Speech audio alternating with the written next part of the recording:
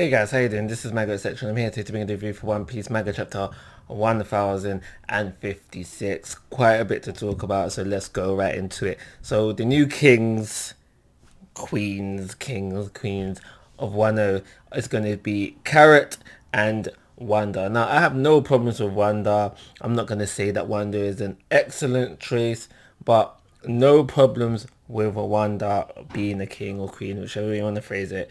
Of did I say Wanda at first? I meant Zhao, the new kings of Zhao. But yeah, I have no problems with Wanda being it. But when it comes to Carrot, is slight problem for me with her being a king or queen of one. I mean, Zhao, sorry, whichever way you want to phrase it. And that's simply because, let me explain my thought process and all of my thought process as well. So, as the chapter started, we very early learned that Carrot has been nominated by Nico and Dog to be a king of Zhao. And my first initial thought was, oh, because if you've been following me on this channel for a long time, watching my reviews for One Piece, be it anime or manga, you would know, especially if you watch the manga ones, you would know when Carrot was firstly introduced, I was all in favor of Carrot joining the Straw Hats, and I was waving that flag for a very long time. As the series progressed, my want for that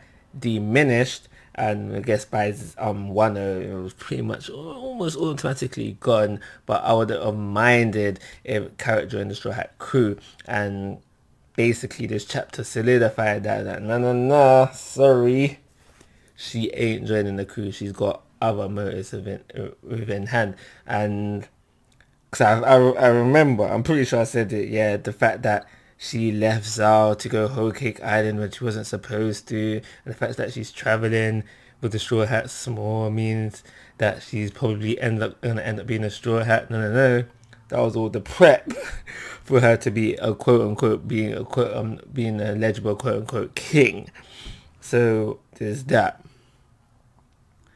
Another thing that makes me think why I'm disappointed and kind of not in favor of her being the king of Zhao is because what she says in the chapter not strong enough. I don't know. I'm not saying that the king of a country needs to be the biggest and baddest in the city or town or country, whatever, but it does hold some merit. Carrot is probably not the strongest mech out there, and which goes into my last point. She's not the oldest either. She seems pretty young, and I'm not saying that you can't be a young king or queen, but I feel like there's a certain amount of wisdom you need to have before you can become a king or queen, and I just don't feel like that Carrot is there yet. She could possibly be there later on in line, but not there yet. And I feel like Neku and Dog Storm are trying to say like that little bit of traveling she did is just kind of justify the knowledge that you would get from being from traveling the world, like the kind of knowledge you travel in the world. But she's not that traveled. She's been to Zhao, Whole Cake Island, and Wano from on my knowledge. So no, not enough experience under the belt for her to be a king or queen, whatever which way you want to throw it. But she's got Wanda with her, so Wanda might pick up the slack where she's slacking it, and maybe together they'll be a good set. But this whole thing is about the whole new era taking over. That's pretty much of the theme of One Piece. The new era taking over, coming through, come forward. This is the new era of kings for Zhao, and that's what we're gonna get. We're gonna have all the rest of the usual cats, the stronger cats, literally on Minx protecting with these two as the new royals. So that's how we start off the chapter. Moving on. Luffy finds out that Pluton is within Wano. You don't want it. Not surprising there. But I think the most important thing to come out of this scene is the fact that we find out that the mud guy, I forget his name, hears all of this and it's like, yo, I need to let my boss know. Now, I feel like that this boss is the same guy that Kid and Killer are talking about later on within the chapter, the guy with the burn scar or something like that. I feel like that's the same guy that they're talking about there. But when we get introduced to this guy, I don't know, but it will come at some point, whatever. So moving on, Kid, Law, Luffy have both decided to leave. So about leave Wano at the same time. They've said their goodbyes to certain people, but people like Momosuke, Kinemon, I'm guessing the other samurais as well, they've been left out. Don't really get why, but I feel there is a goodbye coming on, and I'll explain later. But they're basically packing up, trying to leave, and they're doing that now. They're all looking at their log posts, deciding on which way to go. You know the deal with these three already. They argue, so they have a little bit of an argument with them. We're deciding which way to go because they all don't want to go in the same place. They want to go direction, and the alliance is over. And they want to be done with each other. They don't want to see each other for a while. I get it. That Luffy Kid Law humor. I get it. I love it. Whatever.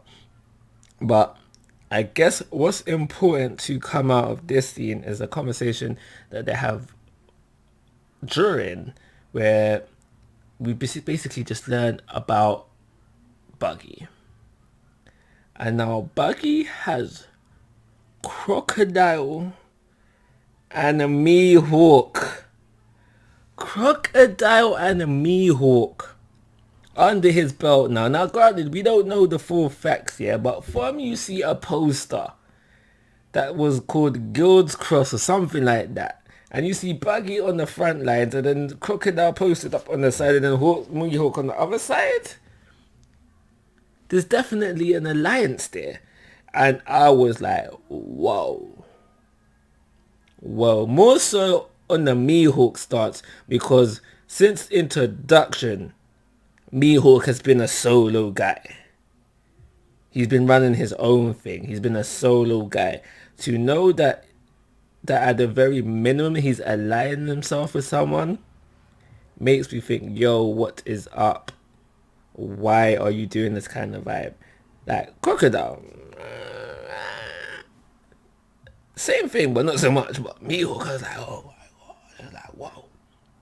It just makes me think, what happened to make these two want to, at the very minimum, align with Buggy for a very minimum time? But having these two under his belt, Buggy, in some degree, be it alliance or officially a drain, kind of understand why he was elevated to that Yonko's status. But even more so now that we know what he's doing with this group, putting out hits on Marines, doing the Marine thing where instead of making the pirates wanted and letting civilians or bounty hunters out there kill them and then cut their fee, he's doing that with the Marines.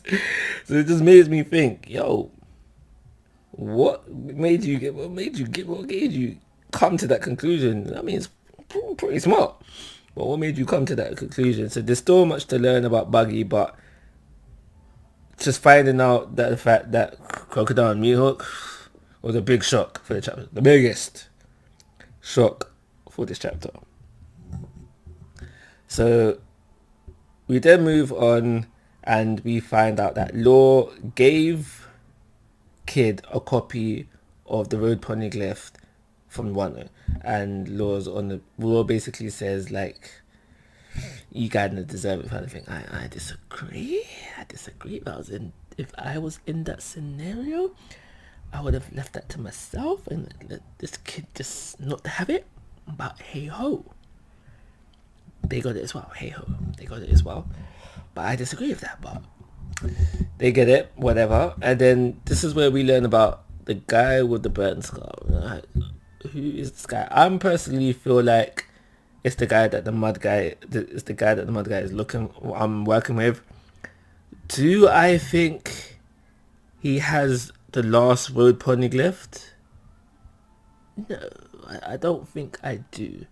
And I'm pretty sure that this is a completely new character that we haven't been introduced to, but I don't think he has the last road poneglyph. But because Oda wants to kind of wrap things up, we are now in the last saga.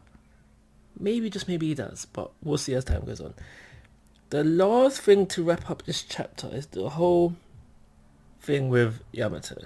Because when Momosuke is looking for Zoro to teach him some new techniques, Yamato was someone who wasn't present either. But he's at the end of the chapter. So in the middle of this chapter, when he wasn't present, she wasn't present. Sorry, I was on the mindset of, all right, cool. Yamato has joined the crew, and based on the end of the chapter, Yamato has decided that he wants to ride with Luffy. And we all know that Luffy don't say no when it comes to inviting people to his crew, so it's unlikely that he will say no. And I am not against Yamato joining the crew. I am absolutely fine with that. However, it would be a very nice change of pace if someone wanted to join the crew and Luffy actually said no. And he's like, you know what? I'm good now. Because if I do remember, at the very beginning of the One Piece, he said he wants the crew of about 10. Jinbe makes the 10th person to join the crew, right? Zoro, Nami, Sanji, Usopp, Frankie, Robin, Brook, Jinbe, Chopper.